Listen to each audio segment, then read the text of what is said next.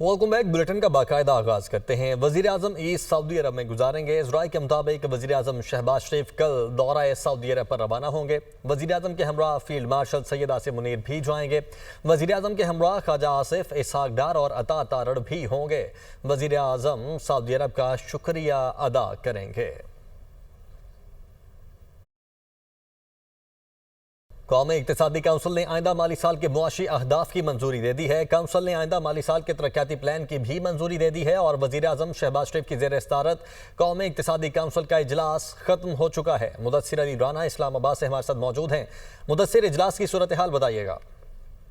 जी, वजीर आजम शहबाज शरीफ की ज़ेर सदारत नेशनल इकनॉमिक काउंसिल का इजलास खत्म हो गया है और वज़ारत खजाना की जानिब से बताया गया है कि आइंदा माली साल 2025-26 के लिए जो बजट अहदाफ थे उनकी नेशनल इकनॉमिक काउंसिल इजलास से मंजूरी दे दी गई है। जो अहम अहदाफ की मंजूरी दी गई है उसमें बताया गया है कि आइंदा माली साल 2025-26 के लिए जो जीडीपी ग्रोथ है वो 4.2 की मंजूरी दी गई है। इसी तरह जो विफाक का तरक्याती बजट है 1000 अरब रुपया उसकी मंजूरी दे दी गई है। दीगर अहदाफ की अगर बात कर ली जाए तो बताया गया है कि आइंदा माली साल 2025-26 के दौरान जो बरामदात हैं वो 35 अरब डॉलर तक मुकर्रर करने की मंजूरी दी गई है। एनईसी इजलास में बरामदात क्योंकि रवा माली साल 2024-25 के दौरान 32 अरब 50 करोड़ डॉलर का हदफ है और आइंदा माली साल इसमें 2.5 अरब डॉलर इजाफे की मंजूरी दी गई है। इसके अलावा जो दीगर अहदाफ हैं जिनकी नेशनल इकनॉमिक काउंसिल इजलास में मंजूरी दी गई है उसमें बताया गया है कि जो बलोचिस्तान के लिए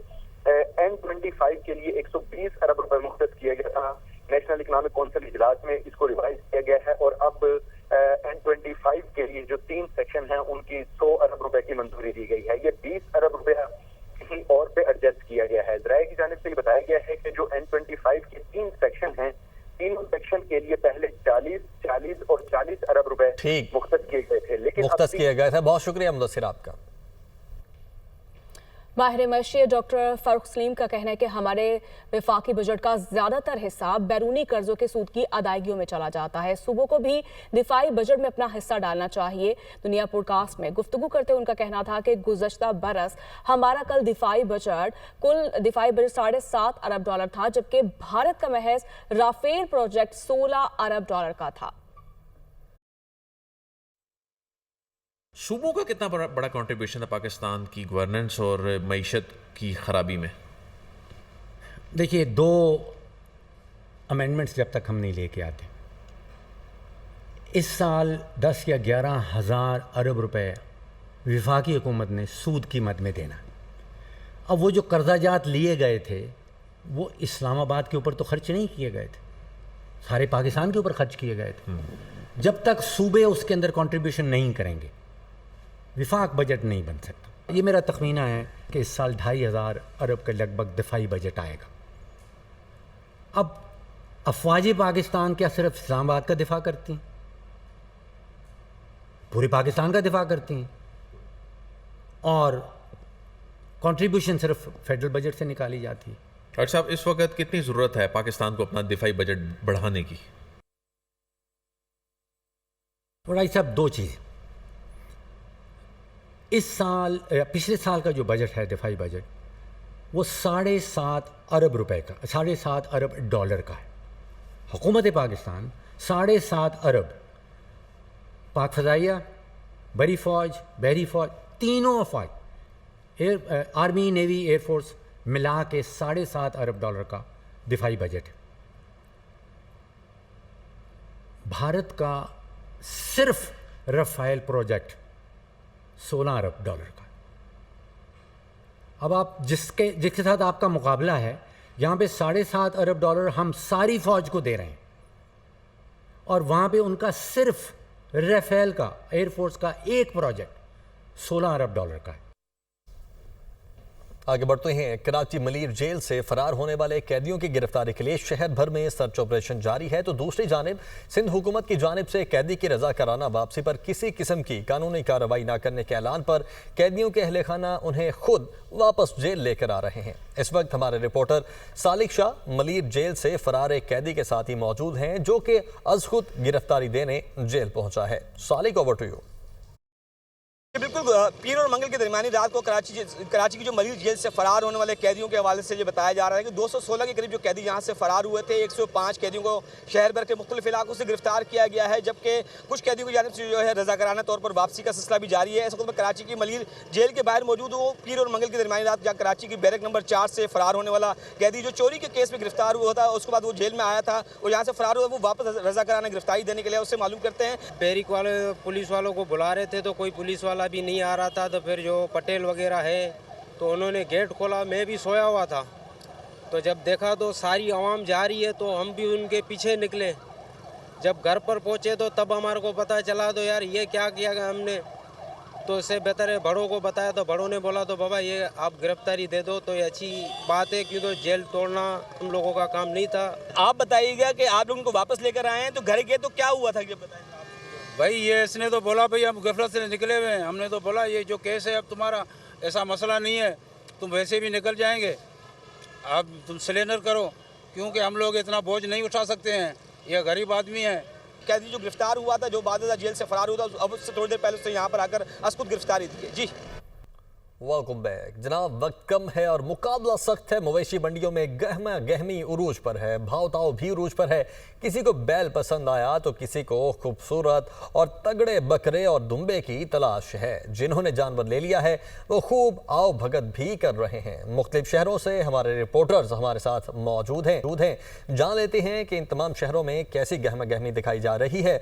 मुल्तान का रुख कर लेते हैं। सबसे पहले जैनब गर्देजी ने हमें ज्वाइन किया है मुल्तान से। जैनब बताएगा यहाँ पर क्या समा देख रही हैं आप?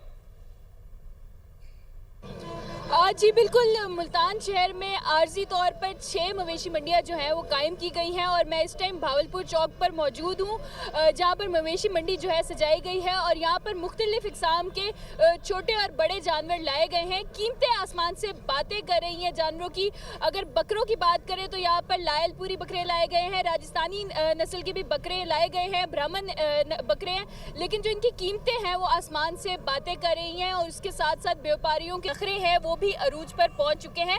अगर कीमतों की बात करें तो जो 40,000 रुपए में मिलने वाला बकरा था उसकी जो कीमत है 1,20,000 से भी तजावुज कर गई है। दुगने तिगने रेट जो है वो वसूल की जा रही है। शहरियों की जो कुव्वत खरीद है वो मुतासिर होकर रह गई है। यहाँ पर शहरी आ रहे हैं, जानवर भी पसंद कर रहे हैं, लेकिन वो जो जानवर की कीमत है वही देखकर शहरी वापस चले जाते हैं। उनको सुन्नत इब्राहिमी की अदायगी में मुश्किलात का सामना करना पड़ रहा है। उसके अलावा अगर बड़े जानवर की बात करें तो गायें और बैल भी यहाँ पर लाए गए हैं। मुख्तलिफ रंग और नस्ल के जानवर हैं, लेकिन जो कीमतें हैं वो भी तजावुज कर गई हैं। शहरियों की कुव्वत खरीद बुरी तरह मुतासिर होकर रह गई है। कीमतों की बात करें तो गायें और बैल वो अरूज पर है। ठीक है ज़ैनब, आप हमारे साथ ही रहेगा। फैसलाबाद से जुल्करनैन हमारे साथ मौजूद होंगे। जुल्करनैन, ये बताएगा क्या फैसलाबाद में भी कुछ जानवर सस्ते मिल रहे हैं या नहीं? जी बिल्कुल, फैसलाबाद में कीमतें तो ज़्यादा हैं लेकिन साथ साथ ख़रीदारी का सिलसिला जारी है। फैसलाबाद में जो शहरी मंडी का रुख कर रहे हैं वो भाव ताव के बाद के साथ ख़ासी बहस करने के बाद जानवर ख़रीद कर ही वापस जा रहे हैं। अब चूँकि वक्त कम है तो शहरियों की ये कोशिश है कि अब अगर मंडी में पहुँचा जाए, मंडी का रुख किया जाए तो फिर खाली हाथ वापस ना जाया जाए। शहरी व्यापारियों के साथ बहस और तकरार के बाद भाव ताव के बाद जानवर ख़रीद रहे हैं। अगर कीमतों के हवाले से आपको अपडेट करूँ तो कीमतें तो बाकी दीगर शहरों की तरह ही हैं और बकरे ज़्यादा इस वक्त जो है वो फैसलाबाद की मवेशी मंडियों में फ़रोख्त हो रहे हैं। बड़े जानवर की ख़रीदारी पहले ही हो चुकी थी और अब जो है छोटे जानवर की ख़रीदारी का सिलसिला जारी है। शहरियों की बड़ी तादाद इस वक्त भी मवेशी मंडियों का रुख नियामोना मॉडल कैटल मार्केट में मौजूद हैं। ये ज़िला इंतज़ामिया की जानिब से लगाई जाने वाली सबसे बड़ी मंडी है। यहाँ पर मुख्तलिफ सेक्शंस बनाए गए हैं। एक साइड पे बकरे मौजूद हैं, एक साइड पे ऊँट मौजूद हैं, दूसरी साइड पे बैल मौजूद हैं। तो सबसे ज़्यादा रश जो है वो बकरों की और बछड़ों की साइड पे नज़र आ रहा है। ठीक है जुल्करनैन, आप साथ ही रहेगा। कोयटा का रुख कर लेते हैं। हसन अली हमारे साथ मौजूद हैं। हसन, बताइएगा कोयटा में क्या सूरत हाल है? कितनी मवेशी मंडियाँ कायम की गई हैं? अभी बात की जाए अगर मवेशी मंडियों की तो कोयटा के मुख्तलिफ मकामात पर कम से कम 8 जो मवेशी मंडी लगाई गई हैं, जहाँ पर जो है बड़ी तादाद में जानवर लेकर आए गए हैं। और अब चूँकि ईद में चंद रोज़ बाकी है, मुकाबला सख्त है, हर शख्स की ये कोशिश है कि वो तगड़ा जानवर लेके जाए। लेकिन जो यहाँ पर इस वक्त मैं जो हूँ स्पिनी रोड पर लगाई गई मवेशी मंडी मौजूद, यहाँ पर जो है बागनाड़ी नस्ल के बड़े बैल लेकर आए गए हैं, लेकिन जो इसकी कीमतें हैं वो भी आसमान से बातें कर रही है। जो बागनाड़ी नस्ल का जो बैल है उसकी कीमत जो है वो 4 लाख से शुरू हो रही है और इसकी कीमत जो है वो 8 लाख रुपये तक जा रही है। अब देखने को ये मिला है कि जो शहरी आए में है उन्हें परेशानी का भी सामना करना पड़ा, क्योंकि जो कीमतें हैं वो ज़्यादा बताई जा रही है और जानवर जैसा आपसे बड़ा नहीं देखने को मिल रहा। अगर यहाँ दुम्बों का जिक्र करें, दुम्बे जो हैं वो भी लाए गए हैं, बकरे भी लाए गए हैं, उनकी कीमतें भी जो हैं वो लाख रुपए से ऊपर बताई जा रही हैं, जिसकी वजह से जो ख़रीदार हैं उन्हें मुश्किलात का सामना करना पड़ रहा है। और जो व्यापारी है उनकी ये कोशिश है कि वो अपने मनपसंद की जो कीमत है उस पर जानवर फरोख्त कर सके, जिसकी वजह से जो ख़रीदार है वो खाली हाथ लौटने पर मजबूर है। इसके अलावा अगर कोयटा की जो सबसे बड़ी मवेशी मंडी लगाई गई है तख्तानी बाईपास पर, उसका जिक्र करें तो वहाँ पर जो है बड़ी तादाद में जानवर लगाए हैं, लेकिन खरीदार उस हिसाब से वहाँ नहीं दिखाई। ठीक है, खरीदार जो इस हिसाब से जो वो दिखाई नहीं दे रहे हैं। हासन, आपका भी शुक्रिया। जुल्कुरनैन और ज़ैनब, आप तीनों नुमाइंदगान का बहुत शुक्रिया। ईद कुर्बान में चंद रोज बाकी, खरीदारों और व्यापारियों में अपने पसंदीदा जानवरों की खरीद के लिए मुकाबला जारी है। शहरी जानवरों की आसमान से बातें करती कीमतों को लेकर परेशान है। बात भाव ताव से आगे नहीं बढ़ रही। ननकाना साहब से हमारे नुमाइंदा चौधरी रियाज अहमद एक खरीदार के साथ मौजूद है, उनसे मजीद तफसीलात जान लेते हैं। जी चौधरी रियाज, बताइएगा। जी बिल्कुल, ईद उल अज़हा में चंद रोज़ बाकी रह गए हैं। मवेशी मंडियां सज गई हैं। व्यापारी हजरात छोटे बड़े जानवर लेकर मवेशी मंडियों में आ गए हैं। ख़रीदार भी मवेशी मंडियों का रुख कर लिया है। ख़रीदार और व्यापारियों में तकरार जारी है। मेरे साथ इस वक्त ख़रीदार मौजूद है, आइए इनसे जानते हैं ये क्या कहते हैं। जो ही बड़े जानवरों को देखा है उनके रेट भी ऐसे ही हैं, 3 लाख, 3.5 लाख, 4 लाख से ऊपर वो भी मांग रहे हैं। महंगाई इतनी ज़्यादा है कि आसमान को बातें कर रही है, लेकिन क्या करें, सुन्नत इब्राहिम की अदायगी करनी है, इसलिए जानवर लेकर ज़रूर जाना है, चाहे शाम हो जाए। और देख रहे हैं अभी सूरत हाल क्या है। जी आपने सुना है, इनका कहना है खरीदार का कि सुनते इब्राहिम की अदायगी करनी है, लेकिन छोटे बड़े जानवर जो हैं उसके रेट जो सामानों से बातें कर रहे हैं। जानवर खरीदारी करके घर लेकर जाना है ज़रूर। जी बुलेटिन में आगे बढ़ते हैं। मरी रोड इंटरचेंज प्रोजेक्ट हाल ही में मुकम्मल होने वाला एक अहम इंफ्रास्ट्रक्चर मंसूबा है, जिसे 35 दिन की रिकॉर्ड मुद्दत में मुकम्मल किया गया है। इस इंटरचेंज से ट्रैफिक की रवानी बेहतर होने के साथ साथ इस्लामाबाद एयरपोर्ट से मरी तक का सफर सिग्नल फ्री हो चुका है। मजीद बता रही हैं फौजिया अली।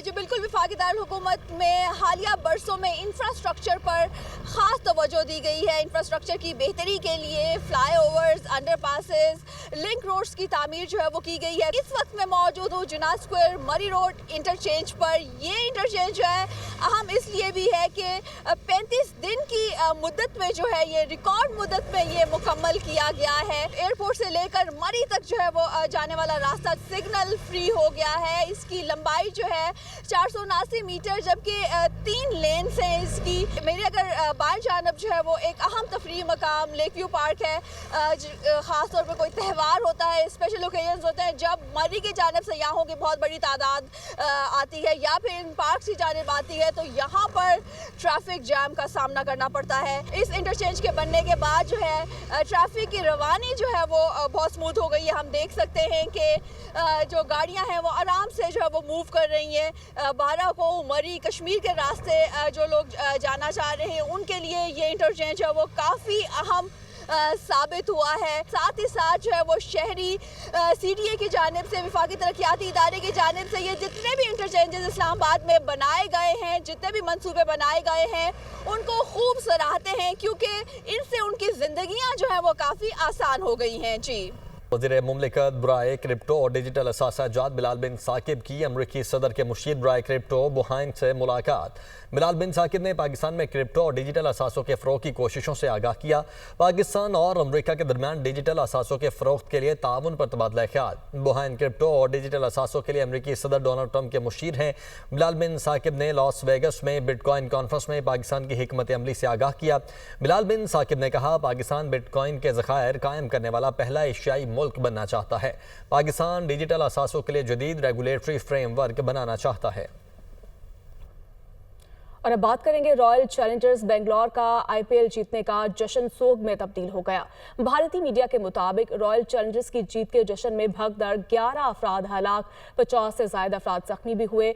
हलाक होने वालों में खवातीन और एक बच्चा भी शामिल। रॉयल चैलेंजर्स बेंगलोर की टीम के टाइटल जीतने पर बेंगलोर में विक्ट्री परेड जारी थी। रॉयल चैलेंजर्स बेंगलोर ने गुज़श्ता रोज पहली बार IPL का टाइटल जीता था। न्यूज़ स्टूडियो से इतना है। मज़ीद खबरों और अपडेट्स के लिए आप विजिट कर सकते हैं हमारी वेबसाइट dunianews.tv। एक ब्रेक के बाद वापस आएंगे हेडलाइंस के साथ। आप देखते रहिए दुनिया न्यूज़ HD।